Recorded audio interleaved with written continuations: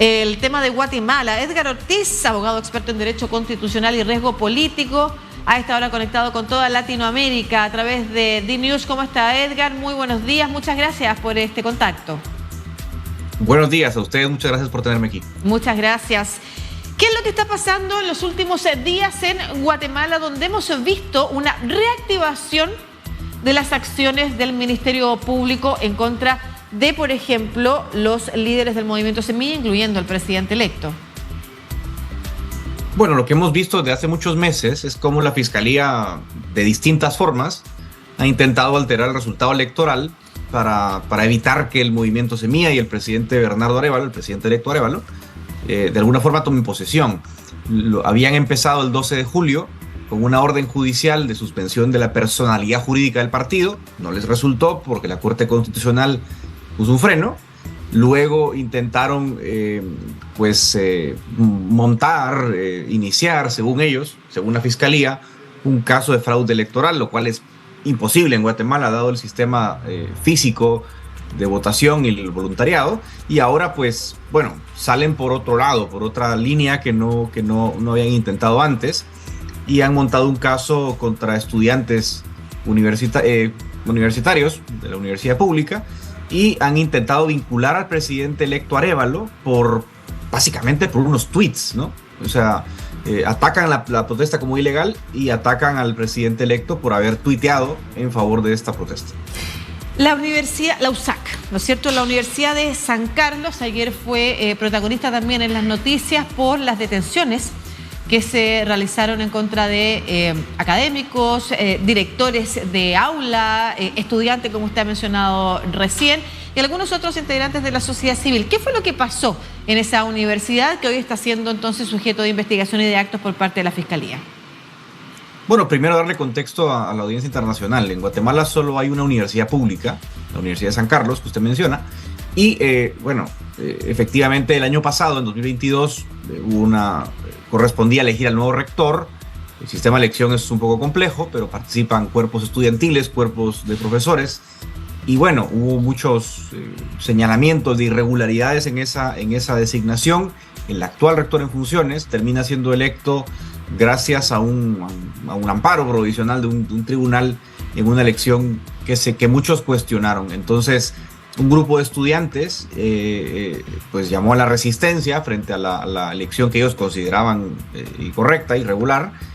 Ocuparon los edificios de la Universidad de San Carlos, y bueno, después de muchos meses, pues finalmente la entregaron, pero la motivación real fue ese proceso que ellos consideraban irregular. Hay que decir que la Universidad de San Carlos, como recibe el 5% por mandato constitucional del presupuesto nacional, pues bueno, es un espacio muy disputado. Perfecto. Y perdón, ¿tiene alguna relación también con la acusación que hay, por ejemplo, esta elección que usted dice cuestionada, con la acusación que hay de la injerencia del gobierno en tratar de poner nombres cercanos, por ejemplo, en distintos cargos? Del gobierno saliente, sí. Es decir, de alguna forma el gobierno que está ahora en funciones sabe que Universidad de San Carlos es importante. ¿Por qué? Por el presupuesto que yo le mencionaba, pero además porque Universidad de San Carlos tiene incidencia, tiene un asiento en distintas sillas. Por ejemplo, algunos departamentos de la Universidad de San Carlos tienen sillas para elección de magistrados de Tribunal Supremo Electoral, de Corte Suprema de Justicia. Entonces sabían que ese espacio era importante, y por esa razón han incidido en 2022 en esta elección, de forma tal que los apoyos desde el Ejecutivo eran bastante explícitos en aquel momento.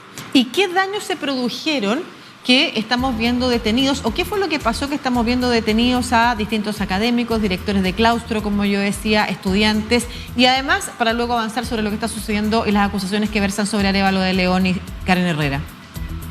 Bueno, naturalmente por la ocupación a los edificios públicos hay deterioro, ¿no? Se deja de dar mantenimiento a ciertos lugares. Hay que recordar que la ocupación tomó meses. Entonces, durante esos meses no podían acceder las autoridades a la universidad. Entonces, la acusación del Ministerio Público es que algunos edificios que fueron tomados se consideran patrimonio nacional, cultural de la nación, y ellos consideran que esos daños, dígase manchas de humedad, algunos deterioros a puertas, suciedad, etcétera, constituyen delitos de depredación cultural, lo cual es absolutamente demencial. basta ver, no conocemos el expediente completo, pero sí hemos visto una presentación que ha hecho la Fiscalía. Y bueno, los entre comillas, peritajes que ellos citan durante la acusación se refieren básicamente a eso. Los daños, no se ha reportado ningún daño mayor. Estamos hablando de que en esta oportunidad se está intentando nuevamente, y ahí le quiero también preguntar sobre qué significaría quitarle la inmunidad al presidente electo Arévalo de León y a su vicepresidenta Karine Herrera por la ocupación que hubo en la universidad.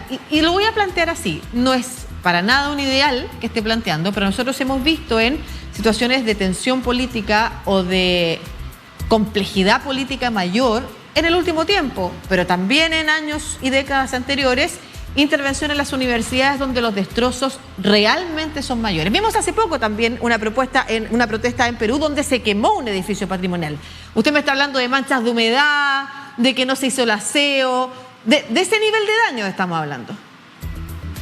Sí, bueno, entiendo que hay algunos otros daños un poco mayores, pero a ver, no se quemó un edificio, perfecto. No se inutilizó. Se está utilizando entonces, vuelvo, ese contexto entonces para quitarle la inmunidad a Arévalo de León y a Karine Herrera. ¿Qué podría significar? ¿Cuál podría ser el avance entonces, dado el contexto en el que se encuentra Guatemala, de quitarle la inmunidad al presidente electo y a su vicepresidenta electa? Muy complejo y además, mire, las acusaciones de daño son contra los estudiantes. La forma en la que vinculan a Arévalo y a la vicepresidenta es por el apoyo público, lo cual es peor. Pero bueno. Por haber puesto un Twitter en esa época. Básicamente, cuando se llamaba Twitter todavía X.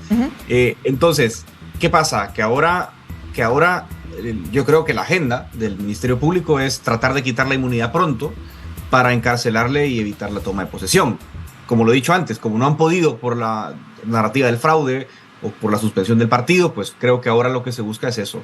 Lo que pasa es que le toca a la Corte Suprema de Justicia decidir sobre la inmunidad de ambos. Perfecto, y voy a leer para cerrar esta conversación el comunicado de la OEA, puesto ayer también, entre otros, por Luis Almagro, el secretario general de la OEA, señalando que la Secretaría General de la OEA condena presentación de antejuicios en Guatemala contra el presidente electo y otros cargos. Condena enérgicamente la presentación de antejuicios hecha hoy por el Ministerio Público de Guatemala, que incluye al presidente electo, también a políticos de semilla. Estas decisiones constituyen acciones de carácter político que distorsionan el proceso electoral y pueden afectar el resultado del mismo, por lo cual resultan absolutamente improcedentes e inaceptables para un sistema político democrático. Nuevamente la preocupación de la OEA por lo que está pasando en Guatemala entonces y la serie de acciones que dan cuenta de cómo se está tratando de impedir el ascenso al poder entonces de quienes fueron democráticamente electos por la ciudadanía. Muchas gracias, Edgar Ortiz, abogado experto en Derecho Constitucional y Riesgo Político, conversando sobre los últimos hechos en Guatemala y las últimas acciones del cuestionado Ministerio Público encabezado por Consuelo Porras en contra de la figura de Arévalo de León y de Karine Herrera, además de otros miembros de la sociedad civil. Que esté muy bien. Gracias a ustedes, un placer. Un abrazo.